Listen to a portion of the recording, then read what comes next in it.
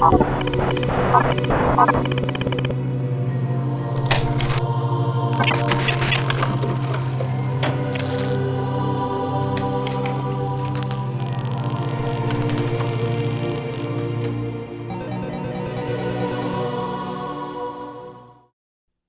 Horror at Red Hook by H.P Lovecraft. Read by Wayne June. Not many weeks ago, on a street corner in the village of Pascoag, Rhode Island, a tall, heavily built, and wholesome-looking pedestrian furnished much speculation by a singular lapse of behavior. He had, it appears, been descending the hill by the road from Chepachet, and encountering the compact section, had turned to his left into the main thoroughfare where several modest business blocks convey a touch of the urban. At this point, without visible provocation, he committed his astonishing lapse, staring queerly for a second at the tallest of the buildings before him, and then, with a series of terrified, hysterical shrieks, breaking into a frantic run which ended in a stumble and fall at the next crossing. Picked up and dusted off by ready hands, he was found to be conscious, organically unhurt, and evidently cured of his sudden nervous attack. He muttered some shame-faced explanations involving a strain he had undergone, and with downcast glance turned back up the Chepachet road, trudging out of sight without once looking behind him. It was a strange incident to befall so large, robust, normal-featured, and capable-looking a man, and the strangeness was not lessened by the remarks of a bystander who had recognized him as the boarder of a well-known dairyman on the outskirts of Chepachet. He was, it developed, a New York police detective named Thomas F. Malone, now on a long leave of absence under medical treatment after some disproportionately arduous work on a gruesome local case which accident had made dramatic. There had been a collapse of several old brick buildings during a raid in which he had shared, and something about the wholesale loss of life, both of prisoners and of his companions, had peculiarly appalled him. As a result, he had acquired an acute and anomalous horror of any buildings even remotely suggesting the ones which had fallen in, so that in the end mental specialists forbade him the sight of such things for an indefinite period. A police surgeon with relatives in Chepachet had put forward that quaint hamlet of wooden colonial houses as an ideal spot for the psychological convalescence, and thither the sufferer had gone, promising never to venture among the brick-lined streets of larger villages till duly advised by the wound-socket specialist with whom he was put in touch. This walk to Pascoag for magazines had been a mistake, and the patient had paid in fright, bruises, and humiliation for his disobedience. So much the gossips of Chepachet and Pascoag knew, and so much also the most learned specialists believed. But Malone had at first told the specialists much more, ceasing only when he saw that utter incredulity was his portion. Thereafter he held his peace, protesting not at all when it was generally agreed that the collapse of certain squalid brick houses in the Red Hook section of Brooklyn, and the consequent death of many brave officers, had unseated his nervous equilibrium. He had worked too hard, all said, in trying to clean up those nests of disorder and violence. Certain features were shocking enough, in all conscience, and the unexpected tragedy was the last straw. This was a simple explanation which everyone could understand, and because Malone was not a simple person, he perceived that he had better let it suffice. To hint to unimaginative people of a horror beyond all human conception, a horror of houses and blocks and cities leprous and cancerous with evil dragged from elder worlds, would be merely to invite a padded cell instead of a restful rustication. And Malone was a man of sense despite his mysticism. He had the Celt's far vision of weird and hidden things, but the logician's quick eye for the outwardly unconvincing, an amalgam which had led him far afield in the 42 years of his life and set him in strange places for a Dublin University man born in a Georgian villa near Phoenix Park. And now, as he reviewed the things he had seen and felt and apprehended, Malone was content to keep unshared the secret of what could reduce a dauntless fighter to a quivering neurotic, what could make old brick slums and seas of dark, subtle faces a thing of nightmare and eldritch portent. It would not be the first time his sensations had been forced to bide uninterpreted, for was not his very act of plunging into the polyglot abyss of New York's underworld a freak beyond sensible explanation? What could he tell the prosaic of the antique witcheries and grotesque marvels discernible to sensitive eyes amidst the poisoned cauldron where all the varied dregs of unwholesome ages mix their venom and perpetuate their obscene terrors? He had seen the hellish green flame of secret wonder in this blatant, evasive welter of outward greed and inward blasphemy, and had smiled gently when all the New Yorkers he knew scoffed at his experiment in police work. They had been very witty and cynical, deriding his fantastic pursuit of unknowable mysteries, and assuring him that in these days New York held nothing but cheapness and vulgarity. One of them had wagered him a heavy sum that he could not, despite many poignant things to his credit in the Dublin Review, even write a truly interesting story of New York low life. And now, looking back, he perceived that cosmic irony had justified the prophet's words, while secretly confuting their flippant meaning.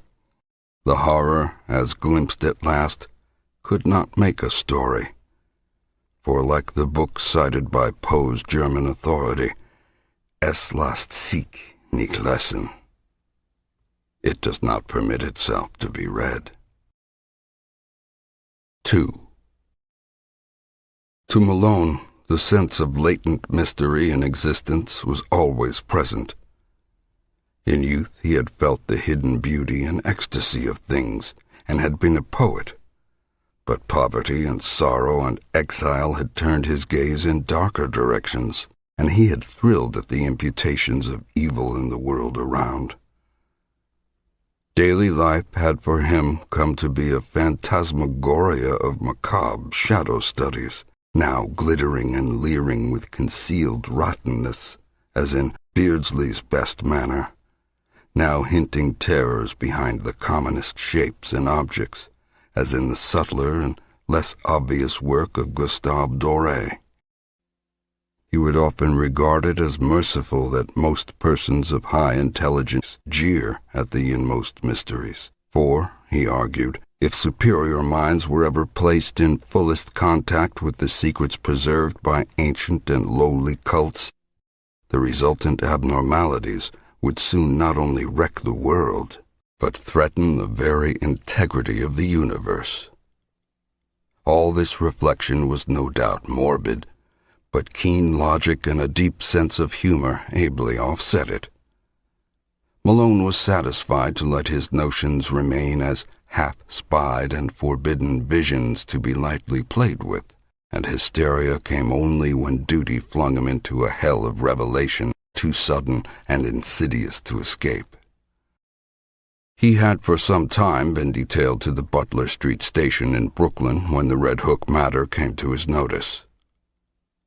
Red Hook is a maze of hybrid squalor near the ancient waterfront opposite Governor's Island, with dirty highways climbing the hill from the wharves to that higher ground where the decayed lengths of Clinton and Court Streets lead off toward the Borough Hall. Its houses are mostly of brick, dating from the first quarter to the middle of the 19th century, and some of the obscurer alleys and byways have that alluring antique flavor which conventional reading leads us to call Dickensian. The population is a hopeless tangle and enigma. Syrian, Spanish, Italian, and Negro elements impinging upon one another, and fragments of Scandinavian and American belts lying not far distant. It is a babel of sound and filth, and sends out strange cries to answer the lapping, oily waves at its grimy piers and the monstrous organ litanies of the harbor whistles.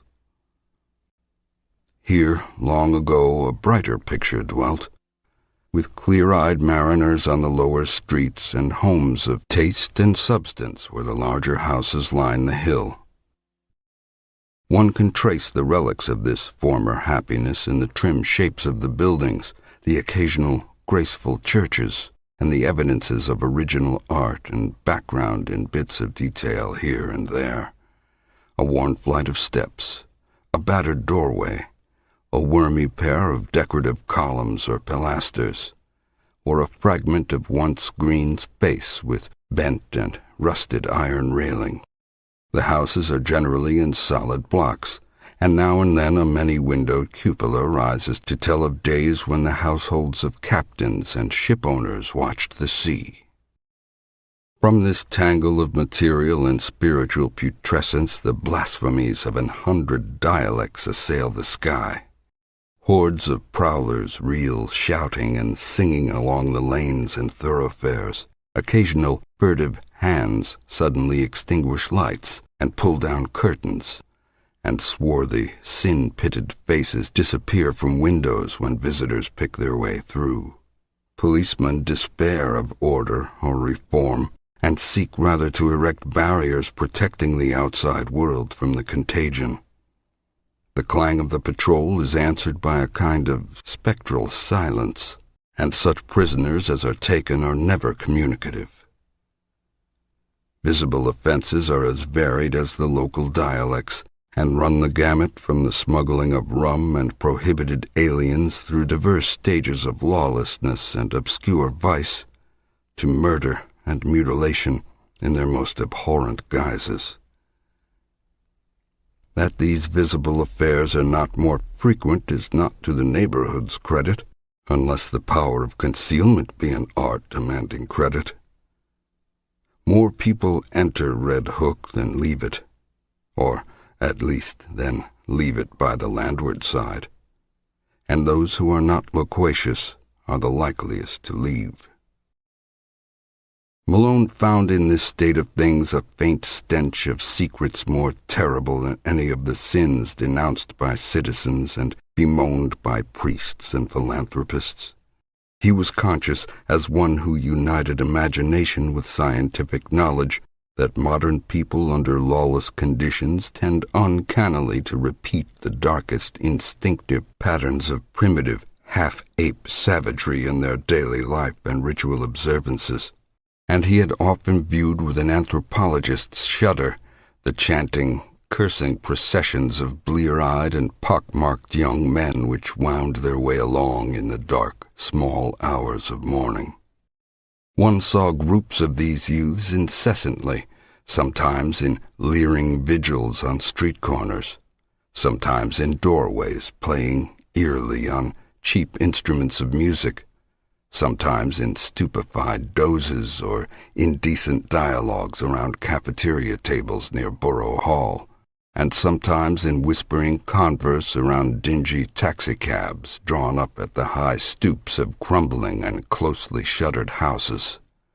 They chilled and fascinated him more than he dared confess to his associates on the force, for he seemed to see in them some monstrous thread of secret continuity, some fiendish, cryptical, and ancient pattern utterly beyond and below the sordid mass of facts and habits and haunts listed with such conscientious technical care by the police.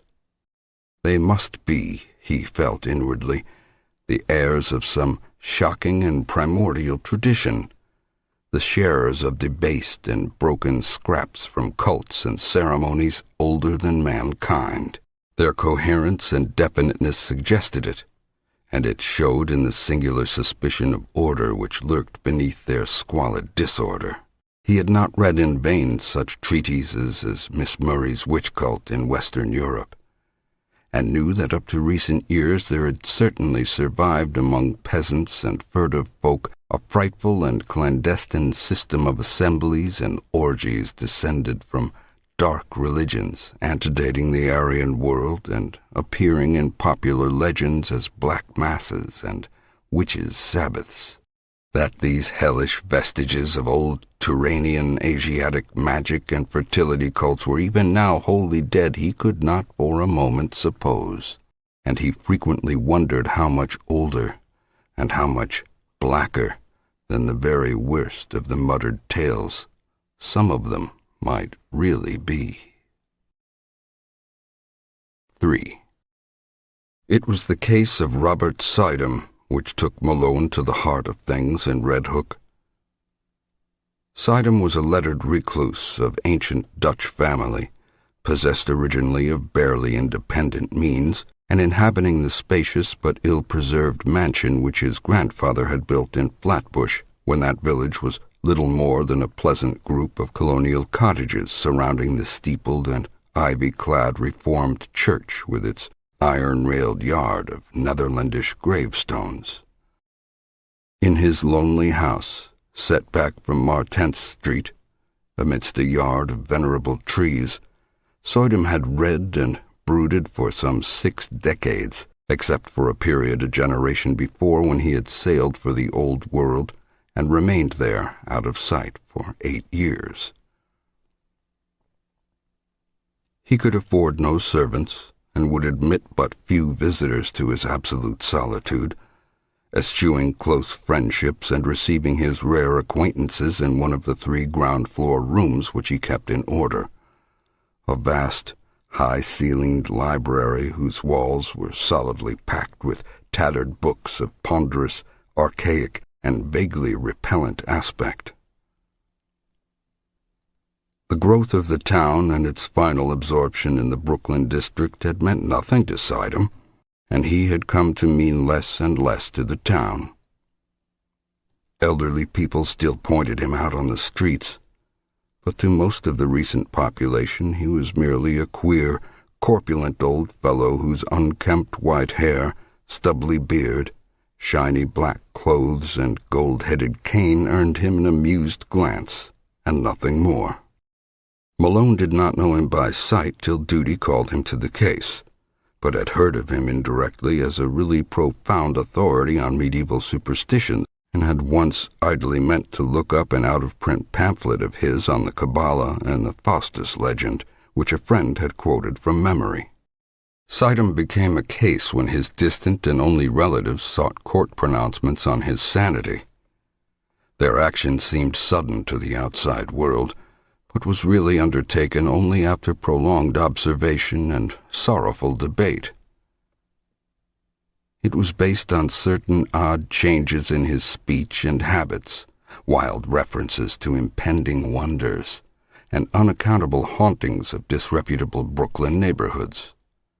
He had been growing shabbier and shabbier with the years, and now prowled about like a veritable mendicant, seen occasionally by humiliated friends in subway stations or loitering on the benches around Borough Hall in conversation with groups of swarthy, evil-looking strangers. When he spoke, it was to babble of unlimited powers almost within his grasp, and to repeat with knowing leers such mystical words or names as Sephiroth, Ashmodai, and Samael. The court action revealed that he was using up his income and wasting his principal in the purchase of curious tomes imported from London and Paris, and in the maintenance of a squalid basement flat in the Red Hook district, where he spent nearly every night, receiving odd delegations of mixed rowdies and foreigners, and apparently conducting some kind of ceremonial service behind the green blinds of secretive windows. Detectives assigned to follow him reported strange cries and chants and prancing of feet filtering out from these nocturnal rites, and shuddered at their peculiar ecstasy and abandon despite the commonness of weird orgies in that sodden section. When, however, the matter came to a hearing, Sidham managed to preserve his liberty. Before the judge his manner grew urbane and reasonable, and he freely admitted the queerness of demeanor and extravagant cast of language into which he had fallen through excessive devotion to study and research. He was, he said, engaged in the investigation of certain details of European tradition which required the closest contact with foreign groups and their songs and folk dances.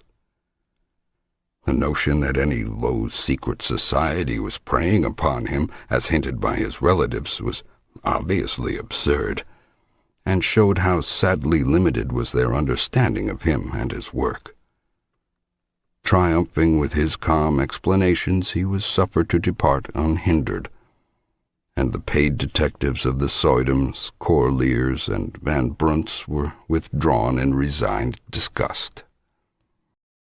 It was here that an alliance of federal inspectors and police, Malone with them, entered the case.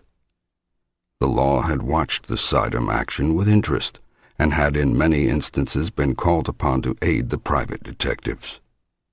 In this work it developed that Soidum's new associates were among the blackest and most vicious criminals of Red Hook's devious lanes, and that at least a third of them were known and repeated offenders in the matter of thievery, disorder, and the importation of illegal immigrants.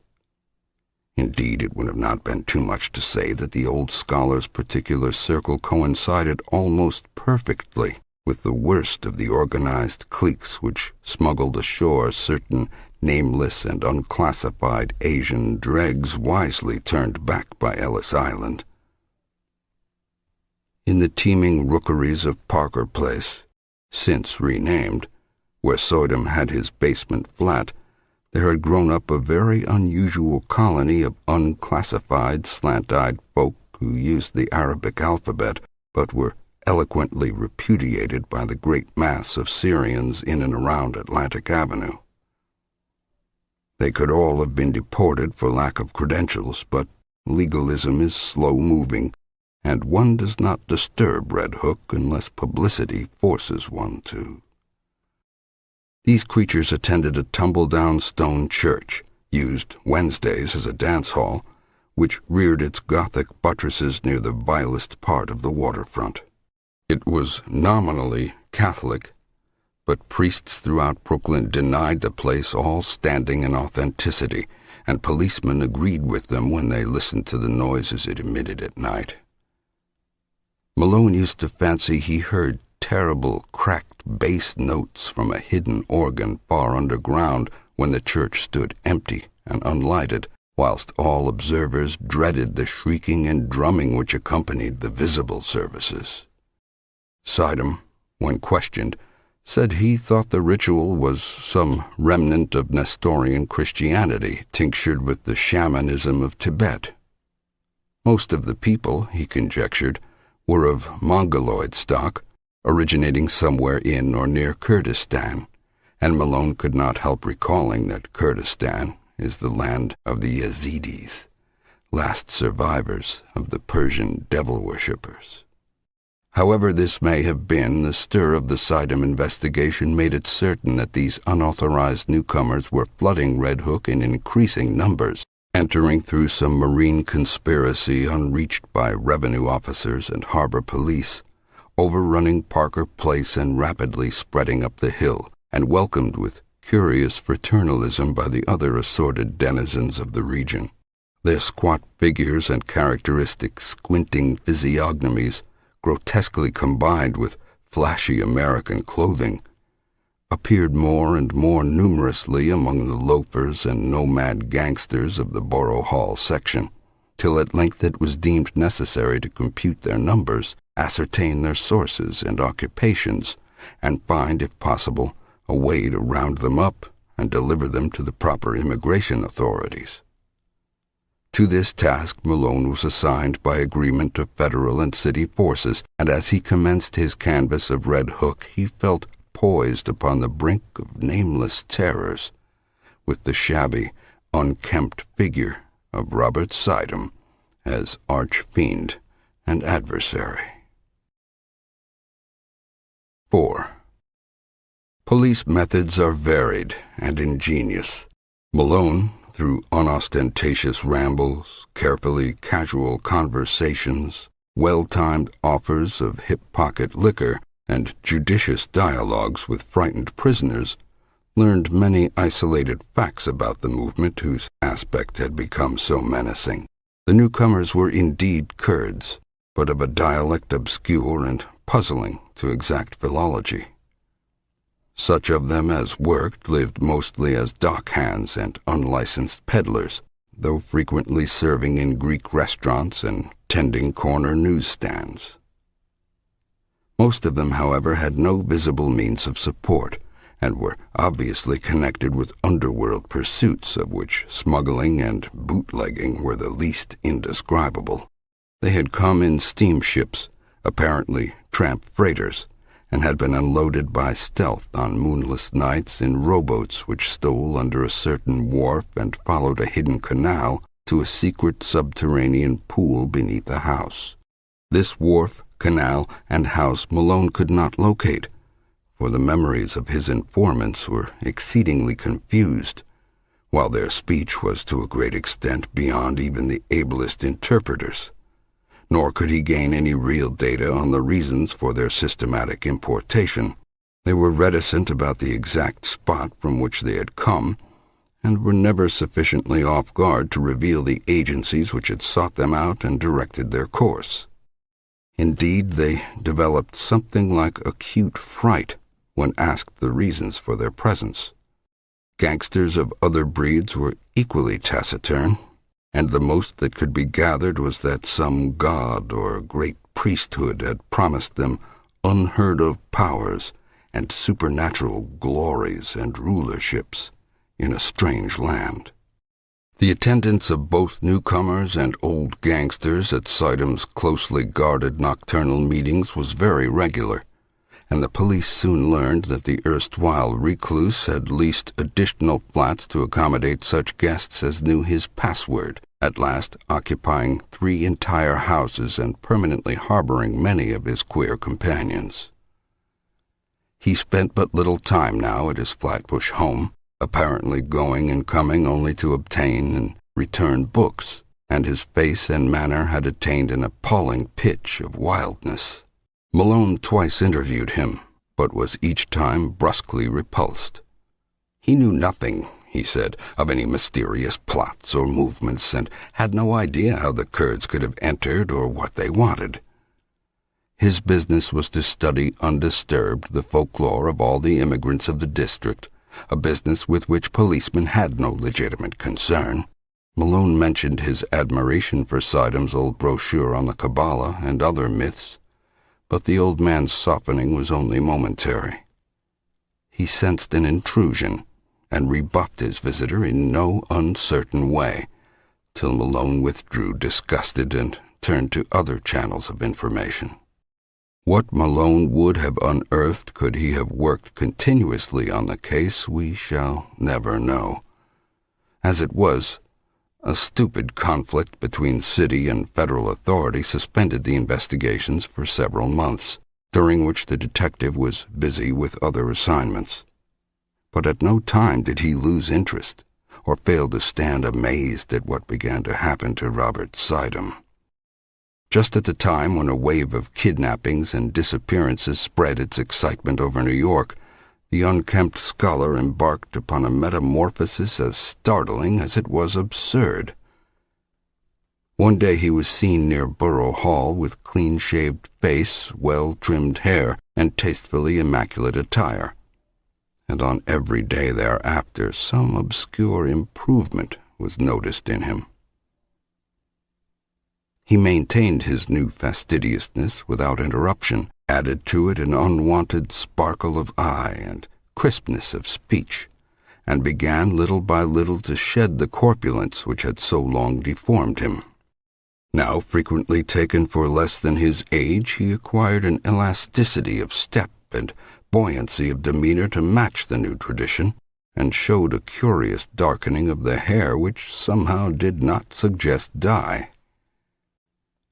As the months passed, he commenced to dress less and less conservatively, and finally astonished his new friends by renovating and redecorating his Flatbush mansion, which he threw open in a series of receptions, summoning all the acquaintances he could remember, and extending a special welcome to the fully forgiven relatives who had so lately sought his restraint.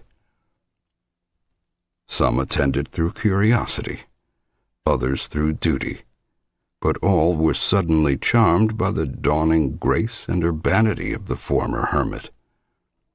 He had, he asserted, accomplished most of his allotted work, and having just inherited some property from a half-forgotten European friend, was about to spend his remaining years in a brighter second youth which ease, care, and diet had made possible to him.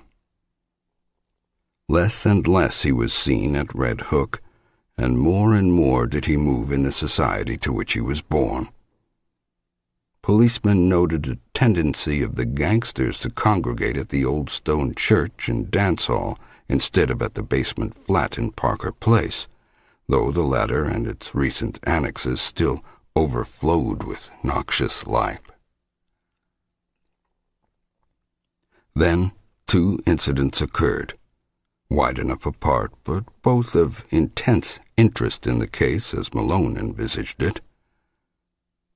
One was a quiet announcement in the Eagle of Robert Sidham's engagement to Miss Cornelia Gerritsen of Bayside, a young woman of excellent position and distantly related to the elderly bridegroom-elect, whilst the other was a raid on the dance hall church by city police, after a report that the face of a kidnapped child had been seen for a second at one of the basement windows. Malone had participated in this raid, and studied the place with much care when inside. Nothing was found. In fact, the building was entirely deserted when visited. But the sensitive Celt was vaguely disturbed by many things about the interior. There were crudely painted panels he did not like, panels which depicted sacred faces with peculiarly worldly and sardonic expressions, and which occasionally took liberties that even a layman's sense of decorum could scarcely countenance. Then, too, he did not relish the Greek inscription on the wall above the pulpit, an ancient incantation which he had once stumbled upon in Dublin college days, and which read, literally translated, "O friend and companion of night, thou who rejoicest in the baying of dogs and spilt blood, who wanderest in the midst of shades among the tombs, who longest for blood and bringest terror to mortals, Gorgo, Mormo, thousand-faced moon, look favorably on our sacrifices." When he read this, he shuddered, and thought vaguely of the cracked bass organ notes he fancied he had heard beneath the church on certain nights. He shuddered again at the rust around the rim of a metal basin which stood on the altar, and paused nervously when his nostrils seemed to detect a curious and ghastly stench from somewhere in the neighborhood. That organ memory haunted him, and he explored the basement with particular assiduity before he left. The place was very hateful to him, yet, after all, were the blasphemous panels and inscriptions more than mere crudities perpetuated by the ignorant? By the time of Sidham's wedding, the kidnapping epidemic had become a popular newspaper scandal. Most of the victims were young children of the lowest classes, but the increasing number of disappearances had worked up a sentiment of the strongest fury. Journals clamored for action from the police, and once more the Butler Street station sent its men over Red Hook for clues, discoveries, and criminals.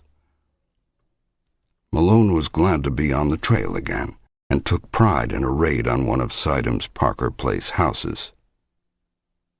There, indeed, no stolen child was found, despite the tales of screams and the red sash picked up in the areaway. But the paintings and rough inscriptions on the peeling walls of most of the rooms and the primitive chemical laboratory in the attic all helped to convince the detective that he was on the track of something tremendous.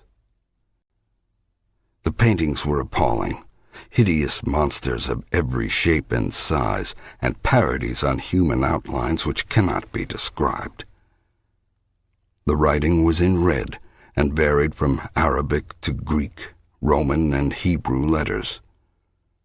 Malone could not read much of it, but what he did decipher was portentous and cabalistic enough. One frequently repeated motto was in a sort of Hebraized Hellenistic Greek, and suggested the most terrible demon evocations of the Alexandrian decadence.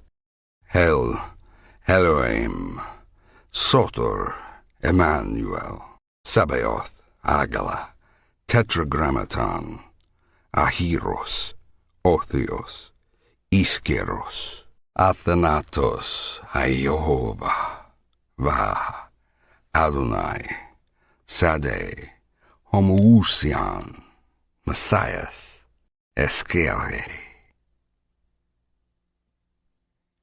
Circles and pentagrams loomed on every hand and told indubitably of the strange beliefs and aspirations of those who dwelt so squalidly here. In the cellar, however, the strangest thing was found. A pile of genuine gold ingots covered carelessly with a piece of burlap and bearing upon their shining surfaces the same weird hieroglyphics which also adorned the walls. During the raid, the police encountered only a passive resistance from the squinting Orientals that swarmed from every door.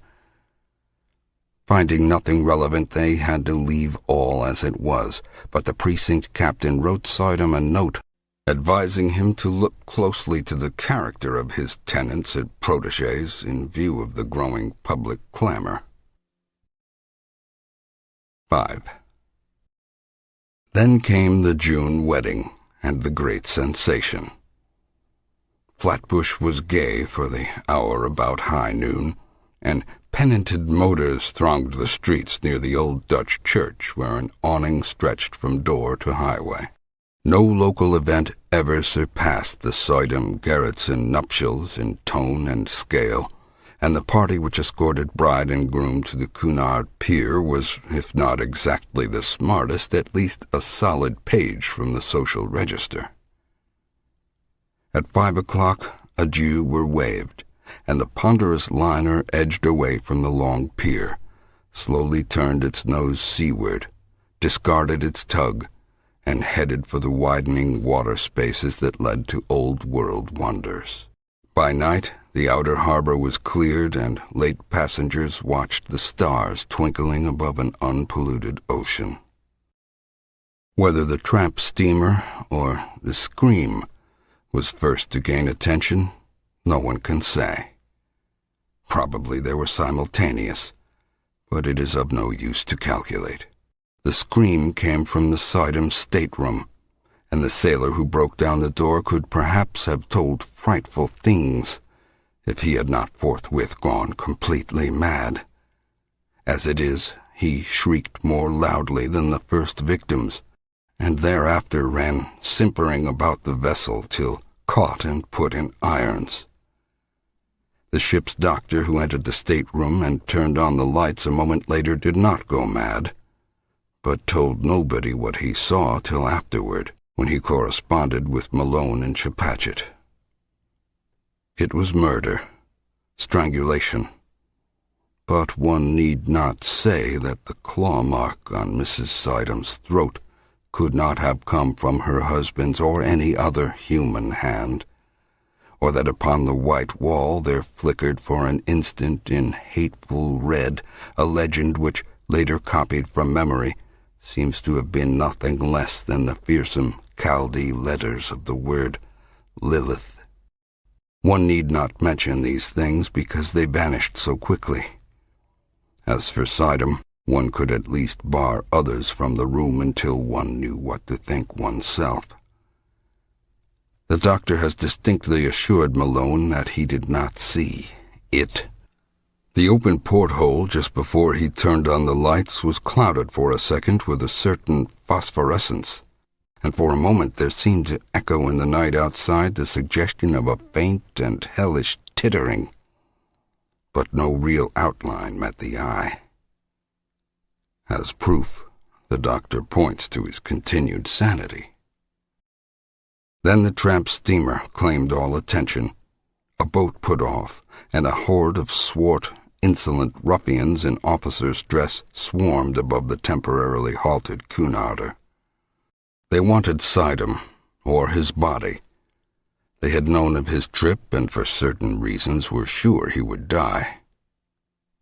The captain's deck was almost a pandemonium, for at the instant between the doctor's report from the stateroom and the demands of the men from the tramp, not even the wisest and gravest seaman could think what to do. Suddenly the leader of the visiting mariners, an Arab with a hatefully negroid mouth, pulled forth a dirty, crumpled paper and handed it to the captain. It was signed by Robert Sidham, and bore the following odd message. In case of sudden or unexplained accident or death on my part, please deliver me or my body unquestioningly into the hands of the bearer and his associates.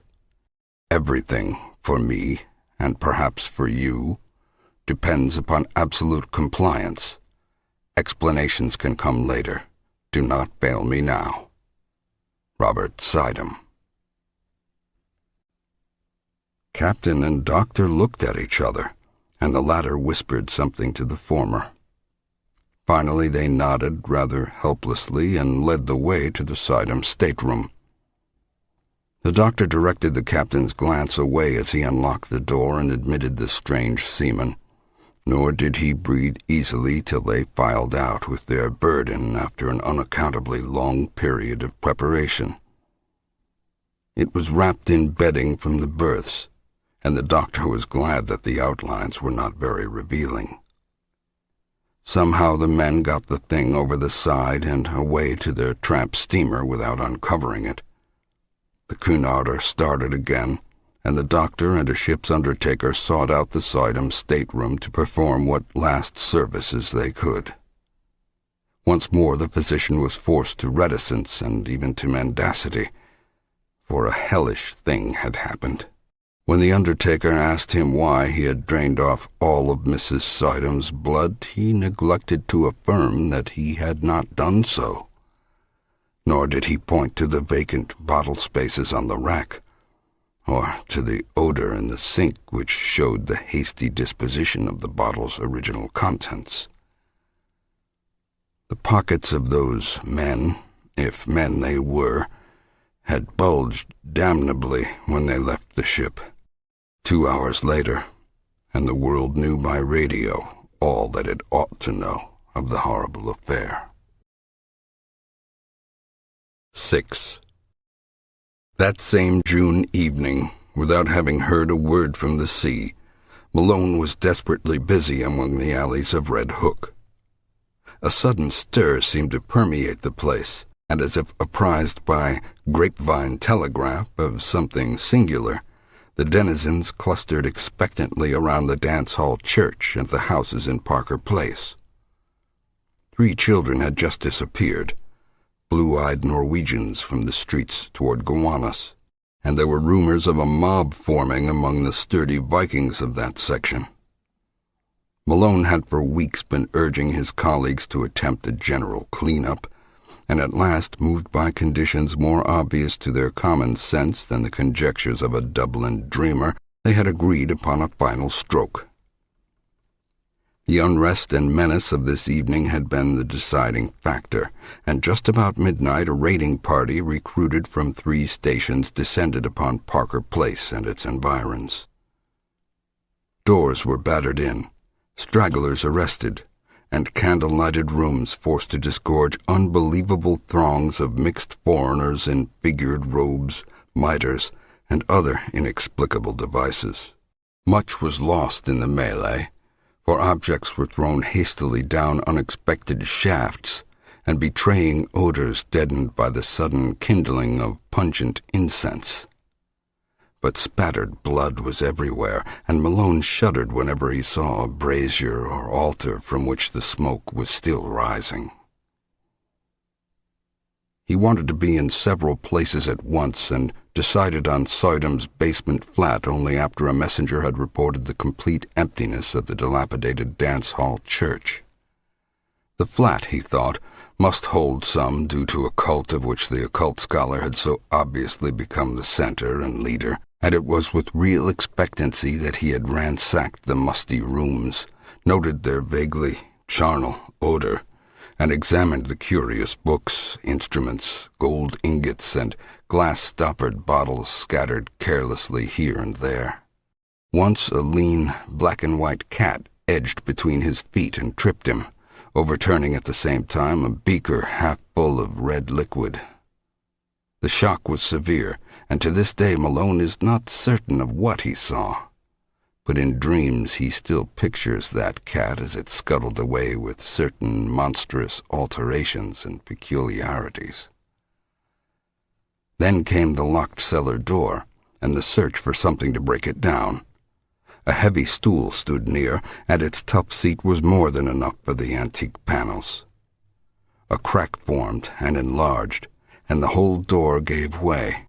But from the other side, whence poured a howling tumult of ice-cold wind with all the stenches of the bottomless pit, and whence reached a sucking force not of earth or heaven, which, coiling sentiently about the paralyzed detective, dragged him through the aperture and down unmeasured spaces, filled with whispers and wails and gusts of mocking laughter.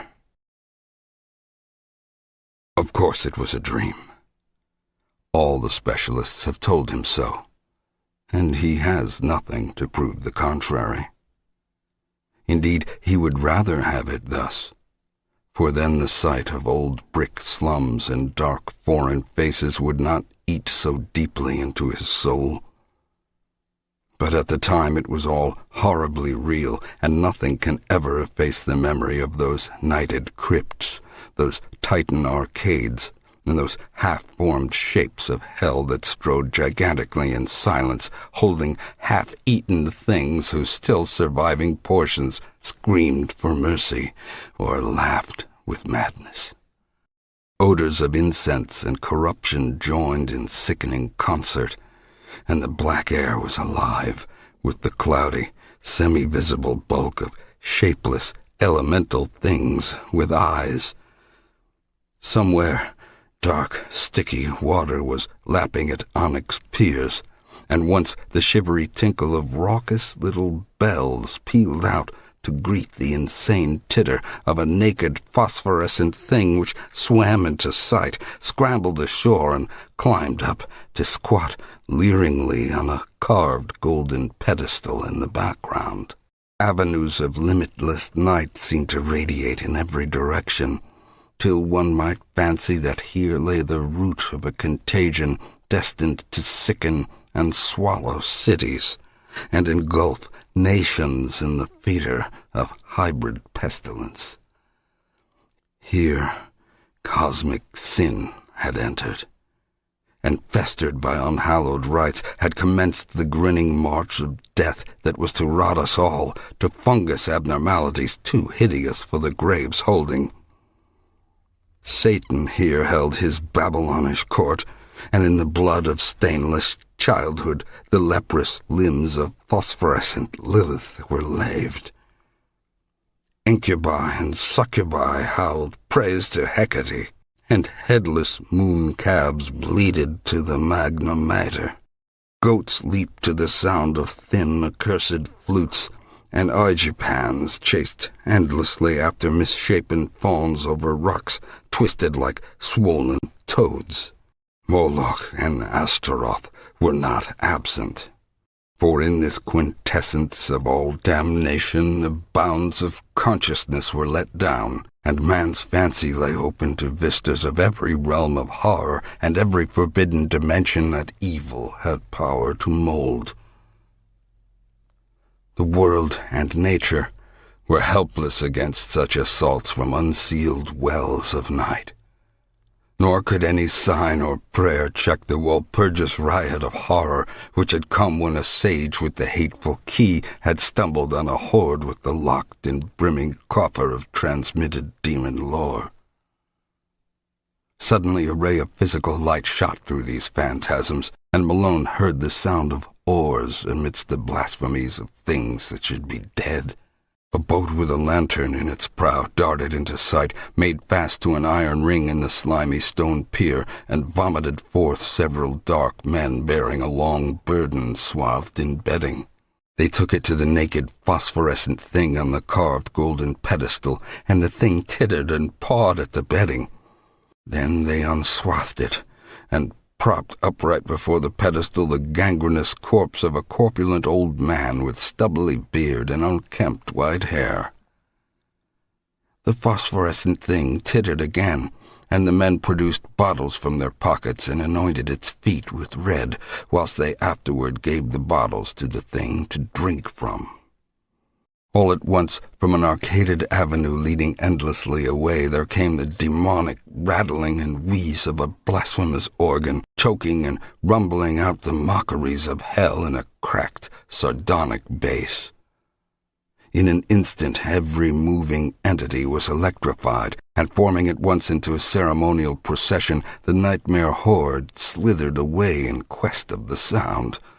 Goat, satyr, and Oijapan, incubus, succubus, and lemur, twisted toad and shapeless elemental, dog-faced howler and silent strutter in the darkness, all led by the abominable, naked phosphorescent thing that had squatted on the carved golden throne, and that now strode insolently, bearing in its arms the glassy-eyed corpse of the corpulent old man. The strange dark men danced in the rear, and the whole column skipped and leaped with Dionysiac fury. Malone staggered after them a few steps, delirious and hazy, and doubtful of his place in this or any other world. Then he turned, faltered, and sank down on the cold, damp stone, gasping and shivering as the demon organ croaked on, and the howling and drumming and tinkling of the mad procession grew fainter and fainter. Vaguely he was conscious of chanted horrors and shocking croakings afar off. Now and then a wail or whine of ceremonial devotion would float to him through the black arcade, whilst eventually there arose the dreadful Greek incantation whose text he had read above the pulpit of that dance-hall church. O friend and companion of night, thou who rejoicest in the baying of dogs, here a hideous howl burst forth, and spilt blood. Here nameless sounds vied with morbid shriekings. Who wanderest in the midst of shades among the tombs, here a whistling sigh occurred. Who longest for blood and bringest terror to mortals, short, sharp cries from myriad throats. Gorgo, repeated as a response. Mormo, repeated with ecstasy. Thousand-faced moon, sighs and flute notes. Look favorably on our sacrifices. As the chant closed, a general shout went up, and hissing sounds nearly drowned the croaking of the cracked bass organ. Then a gasp as from many throats, and a babble of barked and bleated words. Lilith, great Lilith, behold the bridegroom. More cries, a clamor of riding, and the sharp, clicking footfalls of a running figure. The footfalls approached, and Malone raised himself to his elbow to look. The luminosity of the crypt, lately diminished, had now slightly increased, and in that devil light there appeared the fleeing form of that which should not flee or feel or breathe. The glassy-eyed, gangrenous corpse of the corpulent old man, now needing no support, but animated by some infernal sorcery of the rite just closed. After it raced the naked, tittering, phosphorescent thing that belonged on the carven pedestal, And still farther behind panted the dark men and all the dread crew of sentient loathsomeness. The corpse was gaining on its pursuers and seemed bent on a definite object, straining with every rotting muscle toward the carved golden pedestal whose necromantic importance was evidently so great. Another moment and it had reached its goal, whilst the trailing throng labored on with more frantic speed.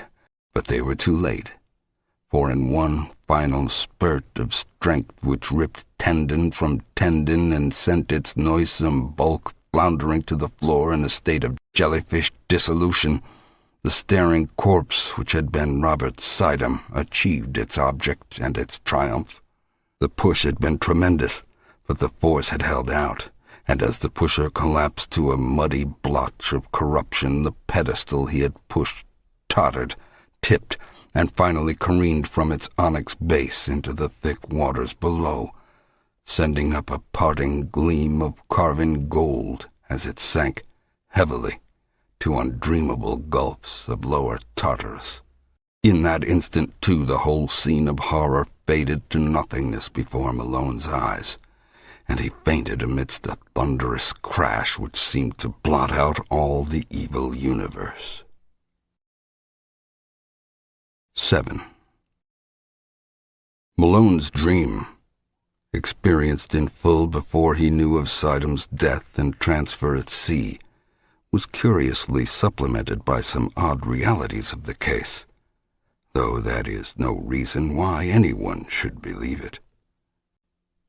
The 3 old houses in Parker Place, doubtless long rotten with decay in its most insidious form, collapsed without visible cause, while half the raiders and most of the prisoners were inside, and of both the greater number were instantly killed.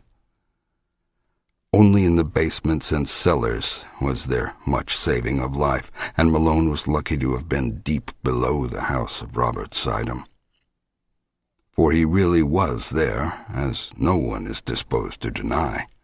They found him unconscious by the edge of a night-black pool, with a grotesquely horrible jumble of decay and bone, identifiable through dental work as the body of Sidham a few feet away. The case was plain, for it was hither that the smugglers' underground canal led, and the men who took Sidham from the ship had brought him home. They themselves were never found, or at least never identified, and the ship's doctor is not yet satisfied with the simple certitudes of the police. Sidham was evidently a leader in extensive man-smuggling operations, for the canal to his house was but one of several subterranean channels and tunnels in the neighborhood. There was a tunnel from this house to a crypt beneath the dance hall church, a crypt accessible from the church only through a narrow secret passage in the north wall, and in whose chambers some singular and terrible things were discovered. The croaking organ was there, as well as a vast, arched chapel with wooden benches and a strangely figured altar. The walls were lined with small cells, in 17 of which, hideous to relate, solitary prisoners in a state of complete idiocy were found, chained, including 4 mothers with infants of disturbingly strange appearance. These infants died soon after exposure to the light, a circumstance which the doctors thought rather merciful. Nobody but Malone, among those who inspected them, remembered the somber question of old Del Rio. And sint unquam daemons incubi et succubi et an ex tali congressu proles nasci ciat. Before the canals were filled up, they were thoroughly dredged, and yielded forth a sensational array of sawed and split bones of all sizes. The kidnapping epidemic very clearly had been traced home, though only 2 of the surviving prisoners could by any legal thread be connected with it. These men are now in prison, since they failed of conviction as accessories in the actual murders. The carved golden pedestal or throne, so often mentioned by Malone as of primary occult importance, was never brought to light, though at one place under the Sidham house the canal was observed to sink into a well too deep for dredging. It was choked up at the mouth and cemented over when the cellars of the new houses were made, but Malone often speculates on what lies beneath. The police, satisfied that they had shattered a dangerous gang of maniacs and man-smugglers, turned over to the federal authorities the unconvicted Kurds, who before their deportation were conclusively found to belong to the Yazidi clan of devil-worshippers. The tramp ship and its crew remain an elusive mystery, though cynical detectives are once more ready to combat its smuggling and rum-running ventures. Malone thinks these detectives show a sadly limited perspective in their lack of wonder at the myriad unexplainable details and the suggestive obscurity of the whole case, though he is just as critical of the newspapers which saw only a morbid sensation and gloated over a minor sadist cult which they might have proclaimed a horror from the universe's very heart. But he is content to rest silent in Chepachet, calming his nervous system and praying that time may gradually transfer his terrible experience from the realm of present reality to that of picturesque and semi-mythical remoteness. Robert Sidham sleeps beside his bride in Greenwood Cemetery.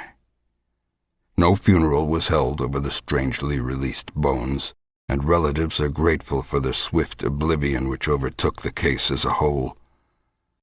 The scholar's connection with the Red Hook horrors, indeed, was never emblazoned by legal proof, since his death forestalled the inquiry which he otherwise would have faced. His own end is not much mentioned, and the Sidhams hope that posterity may recall him only as a gentle recluse who dabbled in harmless magic and folklore. As for Red Hook, it is always the same. Sidham came and went. A terror gathered and faded. But the evil spirit of darkness and squalor broods on amongst the mongrels in old brick houses, and prowling bands still parade on unknown errands past windows where lights and twisted faces unaccountably appear and disappear. Age-old horror is a hydra with 1,000 heads, and the cults of darkness are rooted in blasphemies deeper than the well of Democritus. The soul of the beast is omnipresent and triumphant, and Red Hook's legions of blear-eyed, pock-marked youths still chant and curse and howl as they file from abyss to abyss, none knows whence or whither, pushed on by blind laws of biology which they may never understand. As of old, more people enter Red Hook than leave it on the landward side, and there are already rumors of new canals running underground to certain centers of traffic in liquor and less mentionable things. The dance hall church is now mostly a dance hall, and queer faces have appeared at night at the windows. Lately a policeman expressed the belief that the filled-up crypt has been dug out again, and for no simply explainable purpose. Who are we to combat poisons older than history and mankind? Apes danced in Asia to those horrors, and the cancer lurks secure and spreading where furtiveness hides in rows of decaying brick. Malone does not shudder without cause.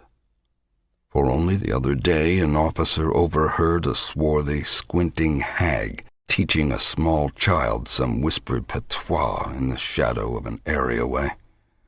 He listened and thought it very strange when he heard her repeat over and over again, "O friend and companion of night, thou who rejoicest in the baying of dogs and spilt blood, who wanderest in the midst of shades among the tombs, who longest for blood and bringest terror to mortals, Gorgo, Marmo, thousand-faced moon, look favorably on our sacrifices.